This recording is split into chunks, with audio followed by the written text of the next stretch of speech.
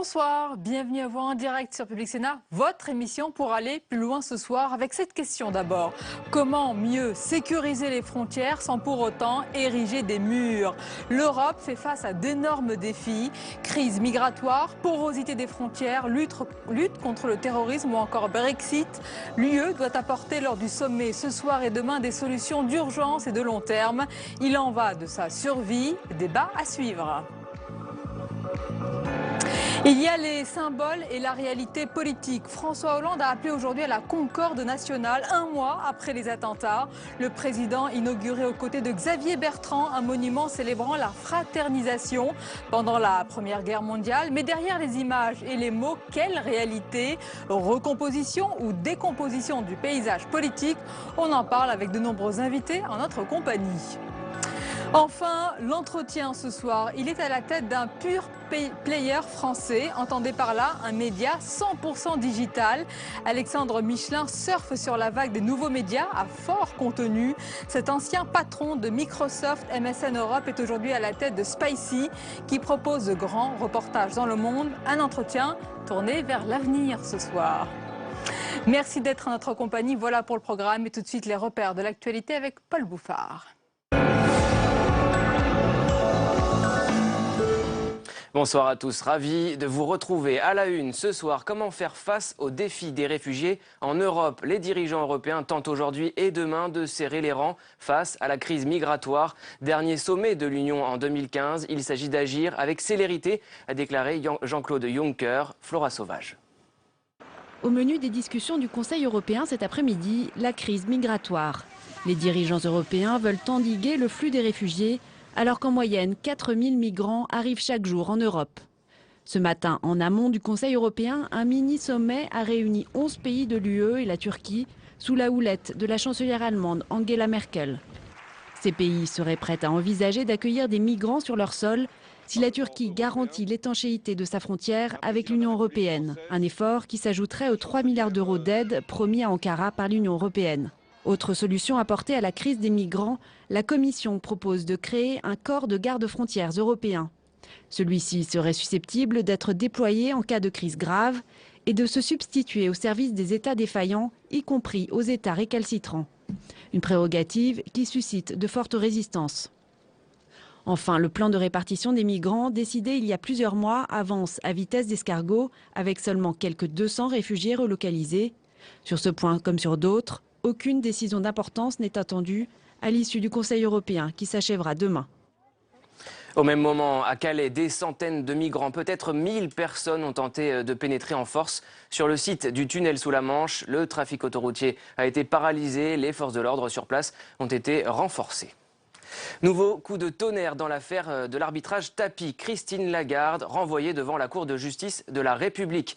La directrice générale du FMI sera jugée pour négligence dans l'arbitrage accordé à Bernard Tapie. À l'époque, elle était ministre de l'économie et des finances. Les explications avec Cécile Sixou. Un second mandat au FMI en juillet prochain. Elle s'était dite candidate, mais Christine Lagarde, rattrapée par l'affaire du Crédit Lyonnais en France, pourrait bien revoir ses ambitions.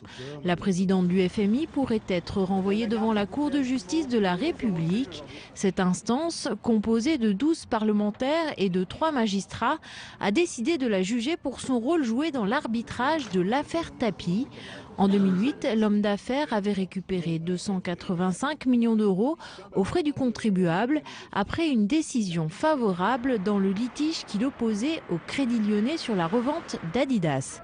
Christine Lagarde, alors ministre de l'économie, avait selon la Cour de justice fait preuve de négligence en autorisant la procédure d'arbitrage. La directrice générale du Fonds monétaire va se pourvoir en cassation, de quoi laisser patienter le conseil d'administration du FMI qui lui a renouvelé sa confiance. C'est l'image politique du jour. François Hollande, Xavier Bertrand ensemble pour commémorer les fraternisations pendant la Première Guerre mondiale. Les deux hommes étaient réunis ce matin en plein cœur de la nouvelle région désormais présidée par la droite, le Nord-Pas-de-Calais-Picardie. Jérôme Rabier. 4 jours après les élections régionales, c'est un déplacement présidentiel à forte portée symbolique qui s'est organisé à la dernière minute dans le Pas-de-Calais. Aux côtés de Xavier Bertrand, futur président de région, et de Gérard Larcher, président Les Républicains du Sénat, François Hollande est venu inaugurer un monument des fraternisations qui célèbre ces moments de trêve entre soldats français et allemands au cœur de la guerre 14-18. Mais dans cette région où les socialistes se sont retirés pour faire barrage au Front National, François Hollande a surtout voulu célébrer l'unité nationale face au parti frontiste.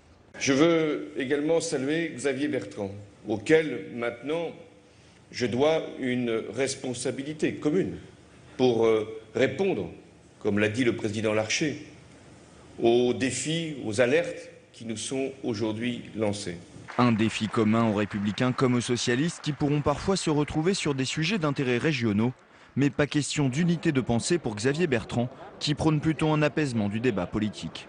Nous, en politique, on n'est peut-être pas obligé de rester dans un climat de guerre civile. Ça veut dire quoi? Ça veut dire qu'il y a un juste milieu entre la guerre civile, où on s'oppose, les postures, les jeux de rôle, et puis aussi de devenir tous les mêmes. Mon Dieu, il ne s'agit pas du tout de ça. Mais face aux problèmes communs, moi, ce qui m'intéresse, ces problèmes, ils ne sont pas de droite, ils ne sont pas de gauche. Ces problèmes, ils sont à régler. Une entente cordiale pour répondre au Front National par des mesures nouvelles, voilà le credo du futur président de région. Mais pas question d'unité nationale dont rêve François Hollande et une partie de la classe politique française. Il aura fait campagne mais ne siégera même pas. Après sa défaite au régional en Ile-de-France, Claude Barthelone a démissionné de son mandat de conseiller régional. Le tête de liste socialiste ne connaîtra donc pas la nouvelle assemblée. 300 millions d'euros, c'est le montant que pourraient atteindre les indemnisations des victimes des attentats de Paris. Un montant confirmé un mois après les attaques par Christiane Taubira, la garde des Sceaux. On en parlait au début de ce journal. Sommet européen à Bruxelles et on fait le point sur les défis migratoires et sécuritaires de l'Union. Sonia, avec vos invités.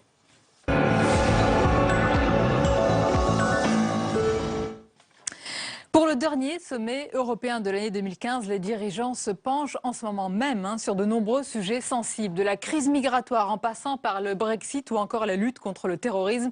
Les défis sont immenses pour une Europe ébranlée dans ses fondamentaux. Alors les dirigeants s'efforcent, vous allez le voir, de serrer les rangs, mais force est de constater que l'Europe est dépassée. Et l'un des aspects les plus urgents, c'est la frontière. Les frontières. Alors Schengen est-il mort? Et si oui, quel est ce nouveau Schengen? L'analyse et le débat avec nos invités dans quelques instants. Mais d'abord, direction Bruxelles avec notre correspondante Nora Amadi. Bonsoir Nora. Ce sont 3 grands enjeux et défis qui sont abordés ce soir. Vous le disiez effectivement, Sonia, on a effectivement dans ce dernier conseil un petit peu tous les sujets ramassés des grandes crises qu'a connues l'Union européenne ces derniers mois et notamment sur l'année 2015. Martin Schulz le disait il y a encore quelques heures, l'année 2015 a été la pire pour le président du Parlement européen. On a connu la crise grecque, on a connu la crise migratoire. Il y a désormais le terrorisme et la question des frontières est effectivement au centre des débats. On voit que la crise des migrants est encore ce soir le premier débat qui a occupé les chefs d'État et de gouvernement ici. La question des frontières a été au centre des questions et surtout de la nécessité de mettre en œuvre ce qui a été décidé lors des derniers conseils européens. On voit bien que la machine européenne est en panne quand il s'agit non pas de prendre des décisions, quoique souvent elles sont prises dans la douleur, mais surtout de les mettre en œuvre. Souvenez-vous du dispositif de relocalisation qui avait été décidé dès septembre dernier. 160 000 réfugiés devaient être distribués dans l'Union européenne au sein des 28. Ce n'est toujours pas le cas. Idem, les hotspots, ces centres d'identification qui devaient être mis en place aux frontières extérieures de l'Union. Seuls 2 fonctionnent aujourd'hui à Lampedusa et à Lesbos sur une île grecque. Donc il faut remettre la machine en marche et surtout remettre la Turquie au centre des débats car c'est pour le moment par la Turquie que la plupart en fait des réfugiés arrivent, la plupart des migrants et c'est aujourd'hui ce qui occupe les chefs d'État et de gouvernement. Vous l'avez dit, le Brexit également, c'est au menu du dîner de ce soir. David Cameron est arrivé martial. Il a fait une déclaration assez tonitruante à son arrivée, comme souvent au Conseil européen. Je défendrai les intérêts des Britanniques jusqu'au bout de la nuit. Et Donald Tusk, le président polonais du Conseil européen, lui a rétorqué « Cette réunion s'arrêtera à minuit ». Voilà, c'est un petit peu histoire de nous donner un petit peu quelque peu l'ambiance en fait de ce dîner, un dîner qui risque d'être musclé, franc, mais David Cameron devra donner un petit peu les arguments qu'il compte mettre en avant pour garder le Royaume-Uni au sein de l'Union européenne. Je vous rappelle que ce référendum doit se tenir en septembre prochain et que pour l'instant, il n'y a aucun consensus. Donc, bien entendu, tout ceci sera au menu du prochain conseil comme d'habitude en février. Merci beaucoup Nora Amadi. Je vous présente nos invités ce soir. Michel Meyer, bonsoir. Et bienvenue, vous êtes journaliste. journaliste, écrivain, auteur de nombreux ouvrages et essais sur l'Allemagne. Merci d'être avec nous. Gérard-François Dumont, bonsoir. Bienvenue à vous, géographe, professeur à l'Université de Paris 4 Sorbonne. Et nous accompagne Emmanuel Morel, bonsoir. Bonsoir. Vous êtes député européen socialiste, tenant de l'aile gauche du parti. Alors messieurs, on vient de l'entendre avec Nora Hamadi. Quelle année pour l'Europe. Michel Meyer, la crise migratoire, la montée des populismes, le spectre du Brexit, la difficile lutte contre le terrorisme. Quel tableau, selon vous, si vous deviez le décrire, quel tableau offre aujourd'hui cette Europe à la fin de l'année ? Un tableau de crise qui, par rapport à l'expérience que j'ai quand même des sommets et des problèmes franco-allemands qui émaillent les sommets et qui font que l'on se rapproche paradoxalement, ce qui est le cas en ce moment entre Français et Allemands, partant du rôle de la France dans l'état d'urgence contre le terrorisme, et bien entendu, ça sous-entend un rapprochement entre Paris et Berlin paradoxal, alors qu'en 2012, c'était catastrophique, la situation. Donc, paradoxalement, je crois au bienfait des crises. L'Europe n'a jamais fonctionner ou progresser qu'à travers les crises. Donc tout ce que vous avez dit est vrai, mais ce genre de réunion fatidique comme celle de ce soir, avec la passe d'armes entre l'anglais et bien entendu l'européen officiel, M. Tusk, c'est-à-dire le polonais, tout cela, ce n'est pas du folklore, ça correspond à une véritable réalité. Mais transcender cela a toujours été le cas dans le passé, donc quitte à être béat, je reste optimiste. Donc les chocs sont parfois salutaires, on va le voir, mais Gérard-François Dumont, jamais ou rarement dans son histoire récente, en tous les cas, l'Europe n'avait connu autant de défis qui posent la question même de son union et de ses fondamentaux. En fait, il y a deux raisons pour moi. La première raison, d'abord, c'est le vieux proverbe « nos actes nous suivent ». Donc à partir du moment où on mène des stratégies d'élargissement pour l'élargissement, sans maîtriser ces élargissements, sans vérifier que les pays n'ont pas l'organisation administrative suffisante, alors que le principe de l'Union européenne, c'est qu'il appartient aux États d'être capables de mettre en œuvre les directives et les règlements au sein de leur pays avec leur propre administration, comme cela existe d'ailleurs dans un pays fédéral comme l'Allemagne, où ce sont les Länder qui appliquent les lois fédérales sur leur territoire. Or, des élargissements étaient faits auprès de pays qui n'avaient pas cette capacité ou qui étaient dans ces situations particulièrement difficiles. Le deuxième élément, c'est véritablement le manque d'anticipation, qui est absolument extraordinaire. La guerre civile a commencé en Syrie en 2011. Nous sommes en 2015. Tout le monde sait bien qu'une guerre civile, ça déclenche des exodes de population qui veulent tout simplement assurer leur survie. Donc en fait, c'est dès 2011 qu'il fallait organiser des systèmes de réémigration pour les personnes en question. Et en même temps, on est extrêmement surpris de la méthode de l'Union européenne. Prenons un exemple. Récemment, l'Union européenne a fait un grand sommet avec la Turquie. Mais ça ne me paraît pas du tout logique. S'il y avait un sommet à faire, c'était avec l'ensemble des pays où se réfugient les migrants, c'est-à-dire que ce sommet, il devait aussi réunir le Liban et la Jordanie. Des États qui prennent des décisions. Emmanuel Morel, quand on parle des États, il faut aussi un leadership. Est-ce qu'il est encore et toujours incarné aujourd'hui par celle qu'on a appelée, c'est le visage de l'Europe, Angela Merkel ? Je ne sais pas de toute façon si c'est souhaitable que Angela Merkel incarne l'Europe. L'Europe, elle est plurielle, elle est diverse. Ce qui est intéressant dans ce qui vient d'être dit, c'est qu'en effet, il y a parfois des vertus à une crise. Et peut-être qu'on va en sortir par le haut. Mais il faut commencer par la caractériser. La crise, c'est une crise du projet européen. On l'a vu sur la Grèce, on le voit aujourd'hui sur les migrants, ça tourne quand même autour de la question de la solidarité. C'est-à-dire, on avait un projet politique formidable, unifier le continent européen, mais c'était fondé quand même sur un principe fondamental qui est la solidarité entre les États membres. Et là, c'était le cas avec la Grèce, et avec une brutalité terrible. C'est le cas aussi sur les migrants, finalement, et sur les questions de la relocalisation. Les États membres, à un moment, ne veulent pas jouer le jeu de la solidarité. En effet, vous parliez de l'élargissement, il y a des États qui le jouent encore moins.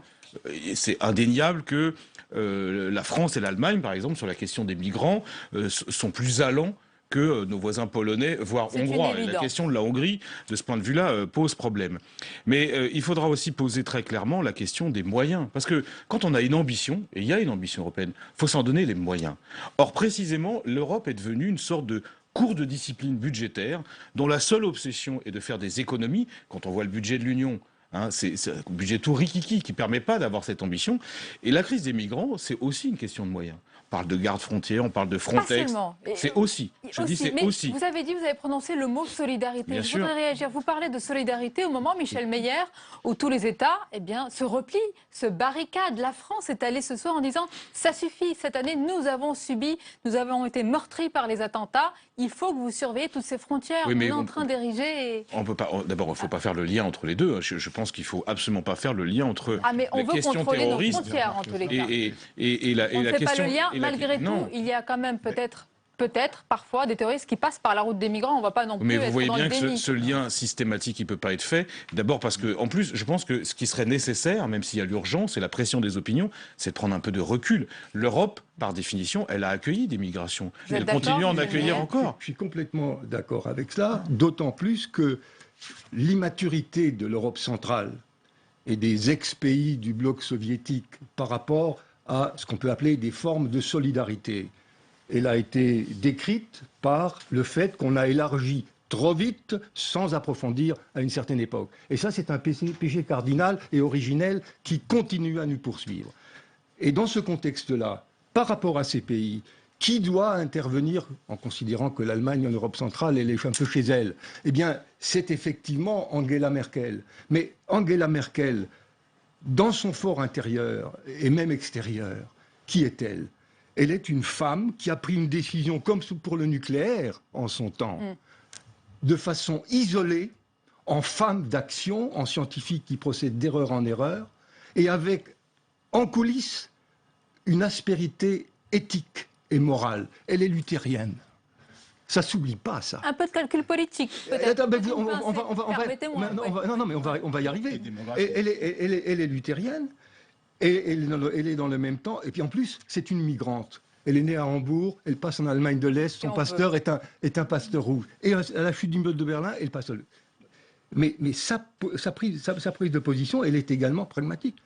Son problème, c'est la régénération de l'Allemagne, c'est la capacité de pratiquer une sélectivité parmi les migrants, et pas de migrants économiques, bien sûr, c'est déjà le cas, et pour régénérer l'Allemagne, car elle a un problème démographique considérable dans une Allemagne qui se meurt et qui enregistrera en quelque sorte son acte de décès en 2070. Donc, pragmatisme sur arrière-plan luthérien, c'est pas très compatible avec les pays d'Europe centrale, mais assez compatible avec le jeu qui peut s'exercer avec la France et avec la partie occidentale de l'Europe, dans un contexte où nous, Français, avons le rôle de plus en plus de l'état d'urgence de l'Europe tout entière par rapport à l'Afrique, au Mali, etc. Et elle continue à faire de l'économie et de l'état d'urgence économique pour l'Allemagne. Alors que nous, on devrait le faire aussi. Alors que nous, on devrait le faire aussi. Attendez, je voudrais juste revenir quand même sur cette situation. La menace terroriste et la crise des migrants contraignent l'UE à s'adapter d'urgence afin de montrer qu'elle est capable peut-être aussi de solidarité, mais surtout de protéger sa population sans pour autant remettre en cause ses valeurs fondamentales. Comment est-ce qu'elle peut faire? Comment est-ce qu'elle peut garder cet équilibre, ces deux pieds? Non, mais d'abord, le lien entre crise des migrants et crise des migrants, terrorisme et frontières, il a été fait dès le mois de janvier par Bernard Cazeneuve, qui a demandé que les frontières extérieures de l'Union européenne soient mieux contrôlées. Le deuxième point qu'il faut quand même préciser, c'est c'est erroné de dire que la politique de la France et la politique de l'Allemagne sont les mêmes face aux migrants. Je prends un seul exemple. En Allemagne, le demandeur d'asile, au bout de 3 mois, a le droit au travail. En France, un demandeur d'asile n'a le droit au travail que si son asile est accepté. Donc avant, c'était en moyenne 2 ans. La dernière loi que le Parlement a votée, ça devrait être ramené à 9 mois, mais j'attends sa mise en pratique. Mais il est évident que pour le migrant qui a besoin, bien sûr, de ressources, c'est mieux d'aller dans un pays où la possibilité de travailler au bout de 3 mois que quand elle est au bout de 9 mois. C'est pour ça qu'ils en vont même tous en temps, Allemagne et en Suède. Les décisions qui sont évoquées posent un véritable problème. Parce que c'est la nature même de l'Union européenne qui est en cause, voilà. Dans la mesure où l'Union européenne doit respecter le principe de subsidiarité. Et respecter le principe de subsidiarité, ça veut dire que l'Union européenne ne doit pas donner des sortes de diktats, si vous voulez, aux différents pays à travers une administration qui lui est propre. Or, ce qui est proposé aujourd'hui, c'est la possibilité pour les autorités de l'Union européenne d'intervenir dans des pays sans même que ces pays les demandaient et sans même recueillir l'acceptation de ces pays. Ce qui va beaucoup De quel domaine plus loin, vous parlez précisément? Dans quel domaine? dans le domaine de Frontex, c'est ce qui est évoqué en ce moment. Oui, mais c'est Or, pas- ça va beaucoup plus loin que le fédéralisme allemand. Attendez, je vais préciser de quoi il s'agit. En fait, c'est l'une des propositions ce soir de la Voilà. Commission européenne. Oui, C'est un oui. Frontex européen élargi, en fait, pour contrôler les frontières extérieures. Donc, aller directement intervenir à la frontière de la Grèce et plus largement, là, on sort un petit peu de la Turquie Fabriquer un également. corps de garde-frontière Garde périphérique. frontière En européen. fait, si je peux me permettre, il n'y a pas que la Grèce, parce qu'il y a aussi Oui, la bien question sûr. de la Pologne, par exemple, Bien qui est sûr, posée, bien sûr. si on veut aborder la question des frontières. Mais je reviens un instant quand même, parce que moi, sur le lien entre frontières et terrorisme... je Nous ne demande- l'avons pas fait, Non, mais, mais je demande à être c'est une prudent. réalité. Ils passent Oui, bien mais- par des frontières. Oui, enfin, la réalité, c'est que, hélas, Hélas, il y a aussi on est des d'accord. terroristes qui sont français Ça- ou ça- belges, c'est qui sont originellement ils sont pardonnez-moi, citoyens attendez, français. attendez, Ça a on va été éclaircir utilisé, un mais point. c'est marginal. Nous ne sommes pas arrivés à les Donc, arrêter parce qu'ils sont allés d'un pays à l'autre aussi. Oui, mais ce que je veux dire, c'est qu'on ne peut pas faire ce lien On ne le fait pas ce systématique. soir. On pose les deux défis. Après, je reviens sur la question, la question des frontières. C'est vrai que Schengen, la libre circulation, normalement, il y avait un corollaire qui était on circule librement à l'intérieur de l'Union et on se donne les moyens, c'est assez normal, comme dans un État supranational en réalité, De veiller de sur la contrôler, périphérie. Voilà. de veiller sur les périphéries. Le problème, c'est quoi? D'abord, c'est que, et on en revient à la solidarité, évidemment, pour la France, c'est pas un problème, parce qu'on n'a pas de frontières extérieures avec le monde qui n'est pas dans l'Union européenne. Pour la Grèce, prenons l'exemple de la Grèce, on leur demande des efforts. Mais c'est un pays qu'on a ruiné, la politique de la Troïka, du FMI a ruiné la Grèce. Et Pour certains, on les a aidés, mais ça, c'est votre avis. Bon. On l'a on l'a largement ruiné, mais surtout, on leur demande aujourd'hui d'aller plus vite, d'être plus vigilants, de mettre plus de moyens. De toute façon, ils n'ont pas d'argent. Ils n'ont pas d'argent. Donc, de toute façon, ils ont un hotspot à Donc, Lesbos. il y a une hypocrisie de évidemment l'Union qu'il y a européenne une de dire attendez, occupez-vous, vous, des migrants. Mais la Grèce, évidemment. plus loin, Mais la évidemment, Turquie. de toute façon, là, on en revient au problème de la solidarité. Demander aux Italiens et aux Grecs de gérer tout seuls la crise migratoire, c'est Est-ce que totalement c'est le cas, irréaliste. Non, C'est mais irréaliste. Gérard Non, mais François c'est pas le Dumont. cas. Et en plus, je finis, si je peux me permettre, C'est plus le cas. au-delà des pays méditerranéens, parlons clairement de la Pologne. Aujourd'hui, parce que Schengen, c'est C'est facile vraiment quand un c'est cas des particulier, la aéroports. Pologne, oui. Ah oui, mais il y a Oui, des oui, routes. oui, oui. Il y a des routes partout qui viennent de pays qui ne sont pas membres de l'Union européenne. Je peux vous dire que c'est pas Mais facile. pourquoi vous n'êtes pas d'accord, Gérard-François Dumont, sur le Bah, fait qu'on laisse tout le poids justement à la Mais Grèce, à l'Italie? Je de suis moins pas en moins le d'accord cas. parce que d'abord, premier élément, c'est que c'est vrai que les gouvernements italiens depuis des années, le gouvernement grec plus récemment, n'arrêtent pas de se plaindre que c'est eux qui supportent complètement la prise des C'est un peu la c'est réalité vrai. quand même. C'est Non, vrai. parce qu'en réalité, quand vous regardez où se font les demandes d'asile, vous constaterez que les demandes d'asile en Grèce et en Italie sont extrêmement maigres. Ce sont des pays en de transit. passage. Et donc, en fait, ce sont des pays de transit. Il faut regarder la Donc, situation c'est à pas eux. Lesbos. Il y en a 2000 qui arrivent par semaine. Non. Ils n'arrivent pas à gérer. On Attendez. est dans des situations de Oui, crise alors, là, il incroyables. faudrait peut-être parler aussi de la Turquie, alors, à ce moment-là. Ah, ça, c'est Hein encore un autre problème. Voilà, je suis parce que d'accord. n'oubliez pas quand même que l'un des problèmes qui est absolument fondamental, c'est que la Turquie, aujourd'hui, c'est un trou noir.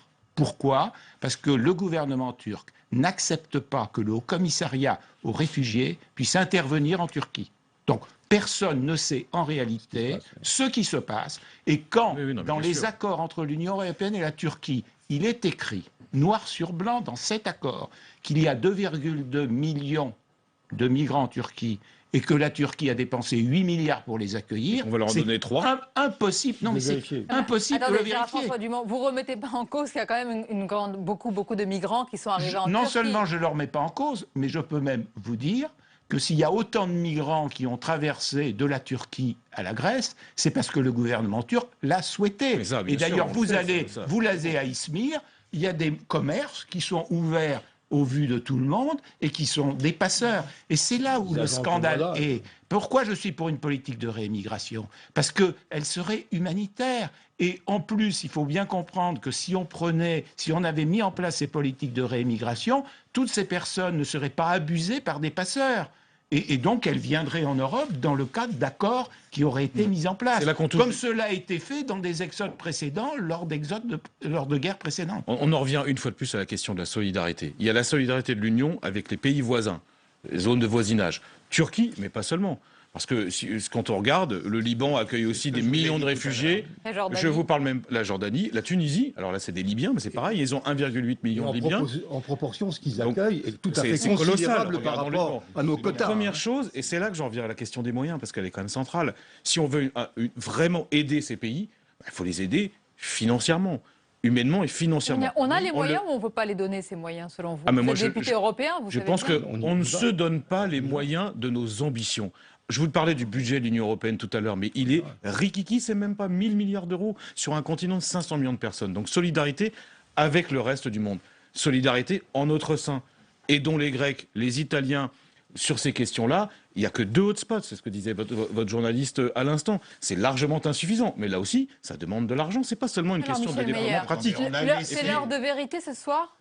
Il y a une heure de vérité. On dit souvent que c'est le dernier. Il y a une heure de vérité avec une pression tout à fait considérable sur une actrice importante de la scène qui est Merkel.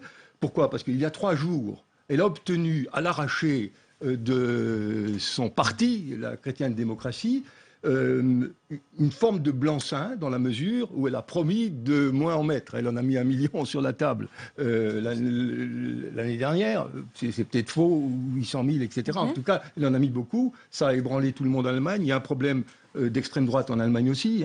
C'est pas évident. L'Allemagne n'est pas un pays qui a un passé colonial. Les rues arc-en-ciel, c'est pas évident. Et donc, quelles conséquences vous en tirez? Et donc, elle est sous pression de son parti, à qui elle a promis d'en recruter moins en termes de migrants, bien entendu, et de migration, mais elle a promis de tout faire pour obtenir la solidarité. Mais elle sait parfaitement que ça lui coûtera. Et si ça lui coûte, ça lui coûtera avec un autre pays qui montrera l'exemple. Lequel? Et qui s'appelle la France.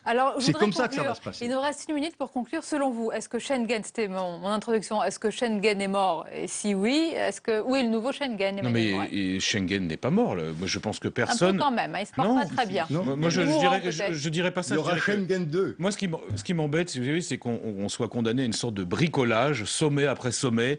On a des petits... Le problème, c'est le manque d'ambition et le manque de volonté politique. On a aujourd'hui, on est un continent prospère, de sain, évidemment.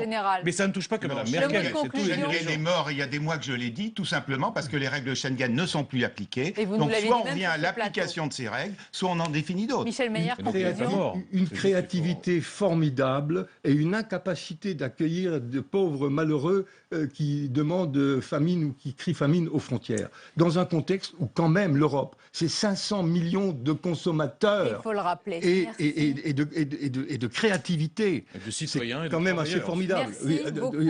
Merci pour ce débat. Restez avec nous. La suite de votre émission, tout autre chose, mais c'est l'actualité aujourd'hui. C'est la polémique qui se poursuit autour de Marine Le Pen et c'est l'édito ce soir.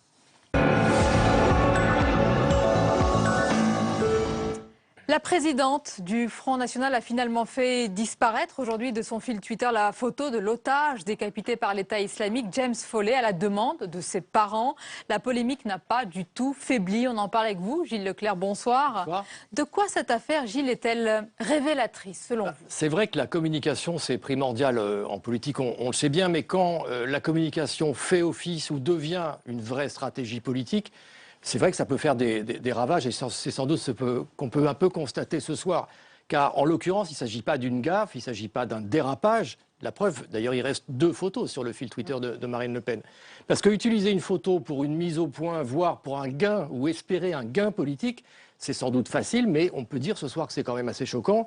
S'il s'agissait de répondre, ce qui est le cas, à un confrère ou à un expert sur la question identitaire, qui après tout peut être un vrai débat, on peut tout à fait en parler. Alors il existe quelque chose de beaucoup plus simple que d'utiliser une photo choquante, c'est tout simplement la parole, l'argumentaire. C'est sans doute ça qu'on attend. Donc surfer sur l'émotion dans un monde compliqué, où chaque question mérite en tout cas des explications et des nuances, c'est une méthode, on va dire, un peu étrange. Certains diront méthode révélatrice.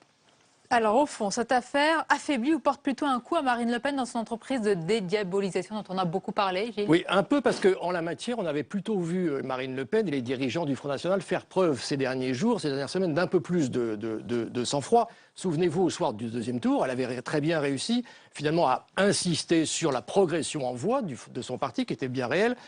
Alors qu'en fait, il y avait une vraie déception, puisque le Front National n'a conquis aucune région. Alors cet épisode ne peut pas être mis, en fait, sur tout simplement une fatigue de fin de campagne. Le problème, c'est que la ligne de Marine Le Pen aujourd'hui se heurte à une réalité. Certes, le Front National progresse, mais il n'y a pas de gain. C'est un véritable problème pour elle dans la perspective de 2017. D'où cette crispation et cette provocation. Cette affaire ne tombe pas très bien pour elle, mais elle peut permettre aussi d'y voir un petit peu plus clair vraiment sur des méthodes qui rappellent tout simplement quelqu'un. Ce quelqu'un, il s'appelle Jean-Marie Le Pen, c'est son père, sauf que la différence, évidemment, c'est que Jean-Marie Le Pen, lui, il était finalement assez satisfait d'être plutôt dans une opposition. Il n'avait pas très envie d'aller au pouvoir, c'est la différence avec sa fille. Tout le contraire. Merci beaucoup. Merci Gilles Leclerc pour votre analyse. Il est 22h30 passé. Tout de suite le rappel des principales informations de la soirée avec Paul Bouffard.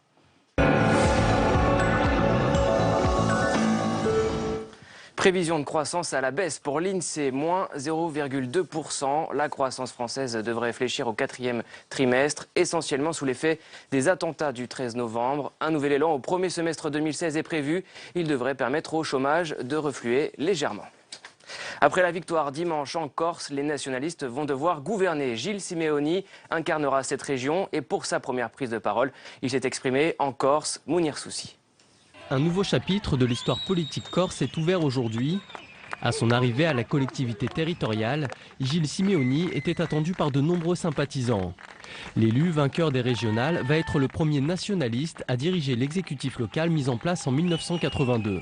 Il franchit une marche supplémentaire dans sa carrière politique éclair. Élu à la surprise générale maire de Bastia l'année dernière, Gilles Simeoni s'impose comme le nouvel homme fort de l'île de Beauté. Fervent défenseur de l'identité corse, cet ancien avocat d'Ivan Colonna a toujours rejeté la violence des mouvements indépendantistes, se concentrant sur la bataille dans les urnes. Le nouveau président de la région, officiellement désigné aujourd'hui, tend la main à la gauche et à la droite afin de défendre un projet pour la Corse. La première mission de son mandat sera de gérer la fusion des 2 départements de l'île pour aboutir à une collectivité unique en 2018. Sur le continent et dans le contexte de la menace terroriste, cette proposition de Philippe Bas, le président de la commission des lois du Sénat, souhaite rendre plus efficace la lutte antiterroriste avec un renforcement des pouvoirs du parquet. Les détails avec Louis Sibyl. Pour lutter contre le terrorisme, la proposition du président de la commission des lois au Sénat veut avant tout accroître le pouvoir de la justice. Ce qu'apporte cette proposition de loi, c'est qu'elle touche non pas au pouvoir de la police, comme la loi sur le renseignement ou la loi sur l'état d'urgence, mais elle touche au pouvoir de la justice, tant du point de vue des enquêtes qui sont conduites par les procureurs, que je souhaite faciliter, que du point de vue de la répression des délits et des crimes terroristes. Le texte veut donner un rôle plus important au parquet. Il pourrait lui aussi autoriser la mise sur écoute et saisir plus facilement des données informatiques comme des mails. Les peines seraient également plus sévères. L'association de malfaiteurs en vue d'une entreprise terroriste ne serait plus un délit, mais un crime passible de 15 ans de prison. La consultation habituelle de sites terroristes serait, elle, punie de 2 ans de prison. Une proposition de loi rédigée sans concertation, à la grande surprise des socialistes. Je regrette quelque peu que ce soit une initiative partisane qui apparaisse un beau jour, alors que hier même, nous avons longuement parlé de cela sans qu'il fût question de cette initiative partisane. La proposition de loi n'a pas encore été discutée en commission. Elle devrait être inscrite à l'ordre du jour en début d'année prochaine. Vous pouvez retrouver tous les détails de cette proposition sénatoriale à lire sur notre fil info publicsénat.fr. Toujours au Parlement, adoption définitive du budget 2016. Un ultime vote des députés aujourd'hui. Je vous rappelle la mesure phare de ce texte, la baisse de l'impôt sur le revenu de plus de 2 milliards d'euros pour 8 millions de foyers en France. Et puis le paquet de cigarettes neutres et le tiers payant généralisé, eux aussi entérinés. La loi santé très controversée de la ministre Marisol Touraine est adoptée après plus d'une centaine d'heures de débat au Parlement. On passe au second débat de ce soir. Décomposition, recomposition. Les cartes de la politique sont-elles aujourd'hui rebattues en France? Débat, Sonia, avec vos invités.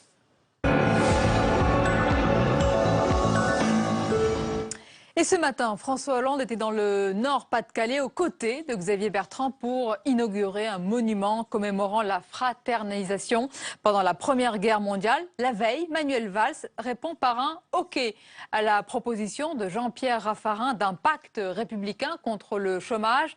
Alors, à quoi assiste-t-on vraiment derrière les mots et les images? Est-ce une grande recomposition politique ou bien une décomposition qui vont servir et qui va servir peut-être les intérêts de quelques-uns? L'analyse et le débat avec nos invités dans quelques instants. Mais d'abord, on va réécouter à ce sujet Xavier Bertrand.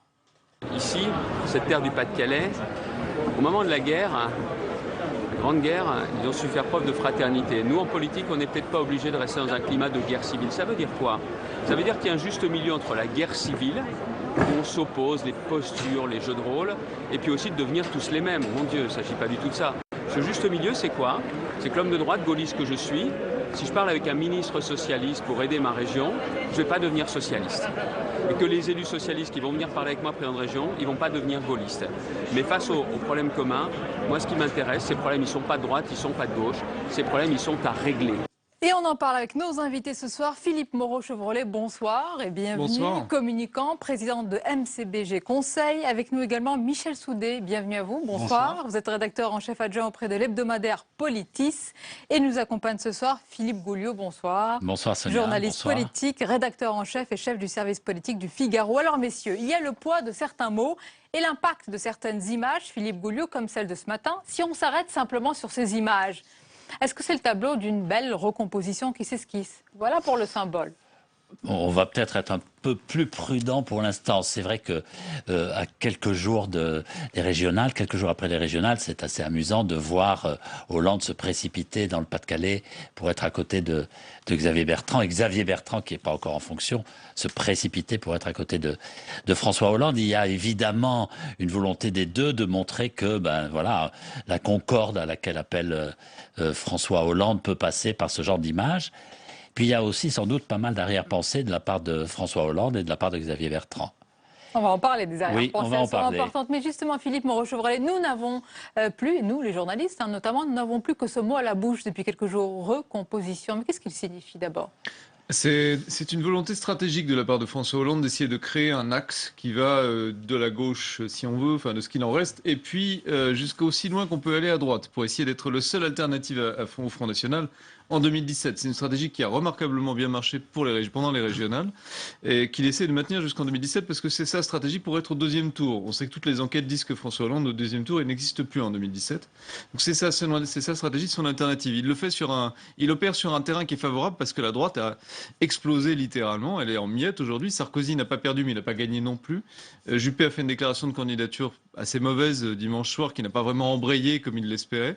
Xavier Bertrand s'est retiré de la course, donc on ne sait pas très bien où va aller la droite, on ne sait pas très bien où elle habite. Donc en fait, c'est une volonté stratégique du chef de l'État qui est là parce qu'il est président et qu'au fond il surplombe tout ça, qu'il existe par sa fonction plus que par sa personne, dit Julien Drey, il a raison, sur le terrain d'une droite inexistante. Donc forcément, c'est une recomposition. On peut se demander si François Hollande va réussir son pari, être réélu et rebâtir le Parti socialiste sur une base qui est celle de Manuel Valls, la troisième voie, blairiste, voilà, une troisième voie ni à droite ni à gauche. Mais vous avez dit très justement, François Hollande, en ce moment, il surplombe le paysage politique. Michel Soudet, quel est son objectif là? Surtout ne pas redescendre de l'Olympe, du statut, entre guillemets, de père de la nation, laisser peut-être le Premier ministre, Manuel Valls, surtout à la manœuvre, mais pour l'instant, rester un petit peu perché. Je pense qu'effectivement, il veut rester au-dessus de tout ça, au-dessus de la mêlée. On pense aussi à Politis que finalement il rêve que notre pays soit toujours en guerre en 2017, ça l'arrangerait tout à fait. Peut-être pas qu'il en rêve, mais la situation. En tous les cas, c'est la situation la plus idéale. C'est sûr, de nombreuses années. Et finalement, il y a un aspect tactique. Il y a un aspect, sauf qui peut, à essayer de récupérer à droite ce qu'il a perdu à gauche. Et il y a aussi un aspect de clarification, parce qu'il n'a pas besoin de forcer beaucoup sa nature pour être bien avec la droite modérée. François Hollande n'a jamais été particulièrement à gauche. Il n'a jamais, en tous les cas, véritablement fait sien les principes de gauche, que ce soit sur l'égalité, que ce soit la référence aux ruptures. C'était pas du tout sa ligne politique. Il n'a fait que finalement surjouer le rôle lors de la campagne présidentielle, notamment quand il a déclaré « mon ennemi c'est la finance », etc. C'était de la tactique, c'était pour contrecarrer la montée dans les sondages de Jean-Luc Mélenchon. Et on a bien vu par la suite, notamment quand il a lancé le socialisme de l'offre, qui est un oxymore total. Parce qu'on pose en ce moment la question cap à droite ou cap à gauche, Philippe Gouliot, c'est clair, c'est cap à droite, c'est-à-dire vers le centre, et si possible, casser, fracturer encore davantage cette droite déjà pas très bien partie. Oui, certainement, c'est ça sa volonté. En réalité, sa volonté, c'est peut-être d'être le candidat de tous les modérés. Et effectivement, je suis assez d'accord. On ne peut pas le lui reprocher. Non, parce je que suis là, assez d'accord. On dénonce beaucoup de tactiques et de manœuvres. Mais je suis assez d'accord pour dire qu'en fait, il n'a pas un immense effort à faire pour être ce candidat-là. Et qu'au fond, quand il a été élu en 2012, il a été avec des déclarations assez fortes. Mon ennemi, c'est la finance, comme on vient de rappeler tout ça. Mais que finalement, sa majorité n'est pas la majorité dont il aurait peut-être eu envie.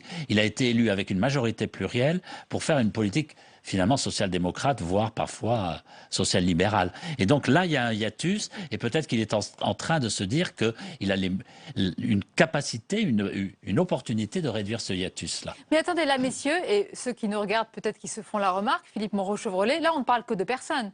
On parle que de personnalités. Quand on s'entend, déjà à 2, à 3 ou à plusieurs, on s'entend sur un programme, on s'entend sur des propositions. Quelle est la feuille de route aujourd'hui? C'est en ça qu'il y a une confusion idéologique en ce moment, c'est qu'on ne sait pas quelles sont les positions des uns ou des autres. On sait que Macron cristallise une évolution possible du Parti socialiste vers une ligne sociale libérale souriante, on va dire à la Tony Blair. On sait que Valls va incarner une ligne plutôt sociale autoritaire si on veut, quelque chose d'assez indéfini en réalité sur le reste, mais il est autoritaire en tout cas. On ne sait pas très bien ce que veut François Hollande là-dedans. En fait, il n'y a pas de ligne directrice. Comme la droite n'a pas non plus de programme et qu'elle hésite entre, en gros, on va aller vers le centre ou on va aller vers la droite dure, que électoralement, il semblerait que la droite dure, à la Wauquiez, à la Sarkozy, soit la plus payante, on est dans une tension qui n'est pas résolue. C'est difficile de s'accorder sur quelque chose. On s'accorde sur de la fraternité. Voilà, on s'accorde sur une image. On se serre la main. Mais au fond, on s'accorde sur du vide. C'est pas du tout c'est pas du tout ce que les Français ont envoyé comme message, à la fois au premier tour et au second tour. Si on se met d'accord, très bien, ils sont pour ces gouvernements de coalition dont on entend souvent parler et qu'on teste dans les sondages, mais ils sont pour un programme précis, des propositions communes.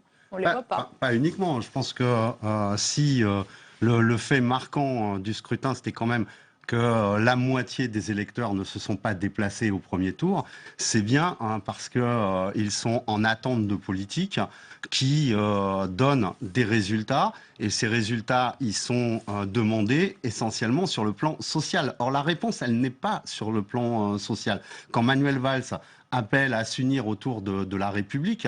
C'est une République sur la sécurité, l'ordre, mais il oublie toute la dimension révolutionnaire que pouvait avoir la République, et notamment la dimension sociale, où là, on entend même des ministres dire qu'il n'est pas question d'interpréter le vote en faveur du Front National comme un échec de la politique sociale ou le fait qu'il y aurait trop de chômeurs. Alors que quand on regarde la géographie des votes, on voit bien que les électeurs qui votent pour le Front National, et c'est la dimension sociale aussi de ce vote, c'est ceux qui sont dans des petits villages, qui sont loin des métropoles.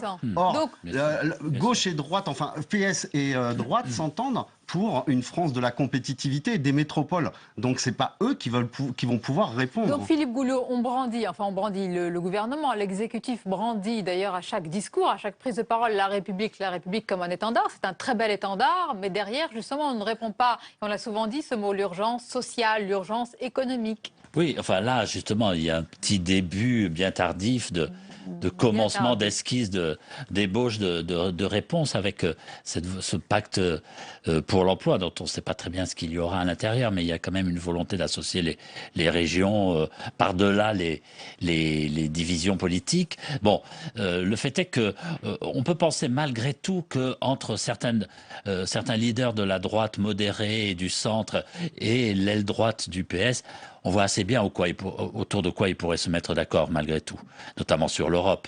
Et au fond, il pourrait y avoir cette clarification. Sauf qu'il est très tard pour la faire, cette clarification. Oui, on est à 16 mois de la présidentielle. On est à 16 mois de la présidentielle. C'est pas possible de la faire avant, à mon avis. Et après la présidentielle, ça dépendra beaucoup du résultat, évidemment. Si c'est la droite qui gagne, si c'est Alain Juppé peut-être qui tentera ça, si c'est Nicolas Sarkozy, bien évidemment, il ne le tentera pas. Si c'est François Fillon, je ne suis pas sûr qu'il le fasse. Si c'est Bruno Le Maire, il ne le fera pas non plus. Si c'est François Hollande, il sera peut-être tenté de le faire s'il n'a pas de majorité. Mais enfin, tout ça, c'est quand même... Il y a énormément de si, et pour l'instant, on n'en voit pas. Est-ce que Philippe Moreau-Chevrolet, la droite ne s'est pas laissée, enfin, une partie de la droite ne s'est pas laissée piéger avec la stratégie de l'entre-deux tours, finalement? Et puis...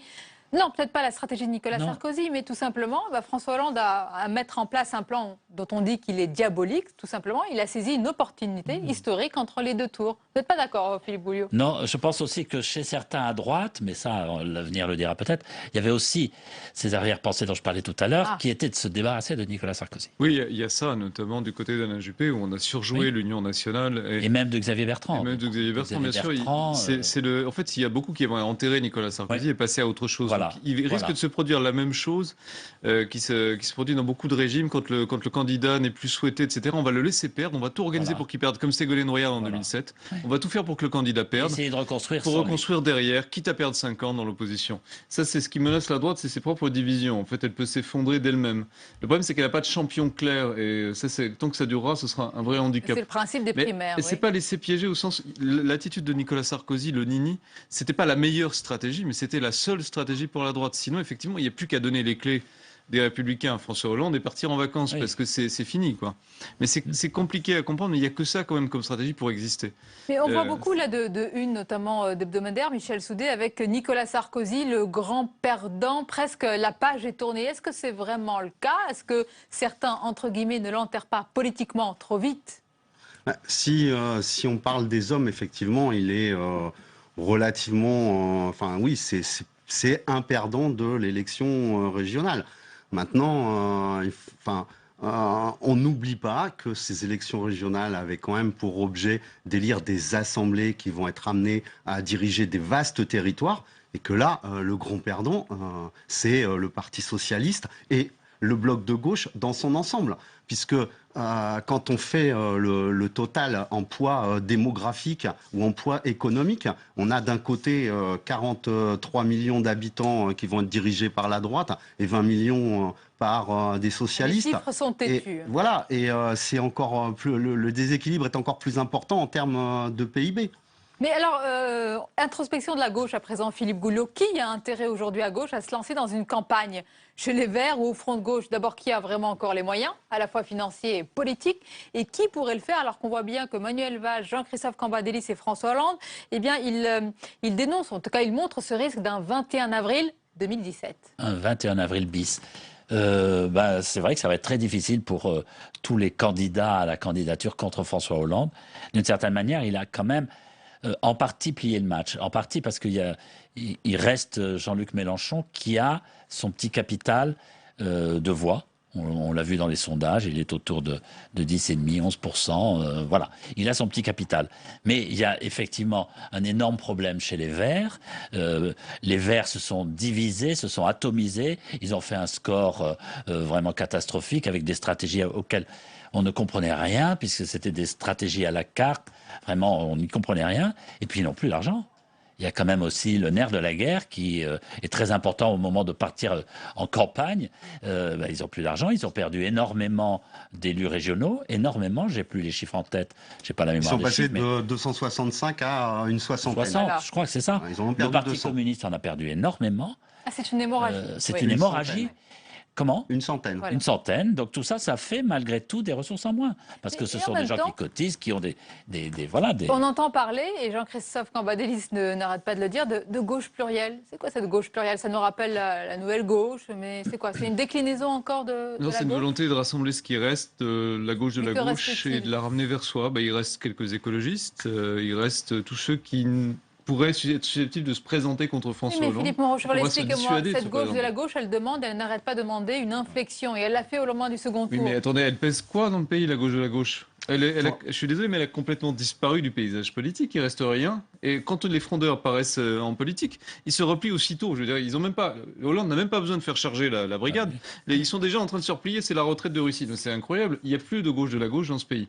Politiquement, ils sont complètement disparus. Donc Hollande, il en tire la leçon. Il va vers le centre. Après tout, c'est un pari risqué parce qu'il peut historiquement perdre. En plus, il a plus de troupes. Il a perdu des troupes au municipal, au départemental, au régional. C'est de l'argent, c'est des cadres, etc. Qui va faire campagne, on ne sait pas. Et du moral aussi. Et du moral, mais il tente ce pari-là de se dire, bah voilà, c'est plié à la gauche de la gauche, je peux gagner mon pari, j'ai plus besoin d'eux, donc je vais dire gauche plurielle pour faire plaisir, pour que ça se calme, et puis je vais aller vers la droite. On parle d'alliance populaire maintenant. Oui. Je partage pas. Je partage pas le constat sur le fait que la gauche de gauche aurait disparu dans ce pays. Électoralement. Électoralement, elle a fait des mauvais résultats. Elle est divisée. Elle fait part dans tous les sens. Elle est minée par un individualisme qui va jusqu'au niveau local. Mais il reste néanmoins des forces propulsives qui sont tous les gens qui se mobilisent dans ce pays, qui sont capables d'être nombreux dans des manifestations qui peuvent être festives, qui n'ont plus forcément envie de la politique telle qu'elle se fait actuellement. Maintenant, la gauche plurielle, c'est une régression totale. C'est une formule qui a existé entre 1997 et 2001. On a vu comment ça avait fini. Que Cécile Duflot soit tentée d'y retourner, c'est assez incompréhensible. Alors que même que le Parti socialiste, lui, est en train de faire un congrès à chaud. Quand on écoute ce qu'a dit Cambadélis lors d'une déclaration à la presse mardi après-midi, c'est absolument stupéfiant. Il dit la rupture, il appelle les socialistes à la rupture avec le parti qui a été construit à Épinay.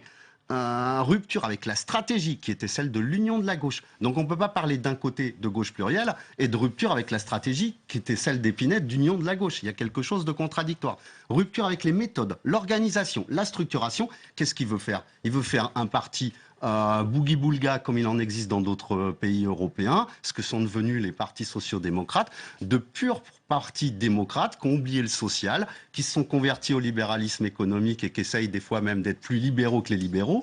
Et là-dessus, on ne peut pas faire forcément, il y a un rejet qui va se manifester. C'est le cas, Philippe Gouliot. Et puis je voudrais vous interroger sur ce grand écart, parce qu'on a parlé de la gauche et du centre. Cette recherche d'alliance, de coalition, est-ce que ça peut finir pour François Hollande par un grand écart, un écartèlement? Il en perd sa boussole.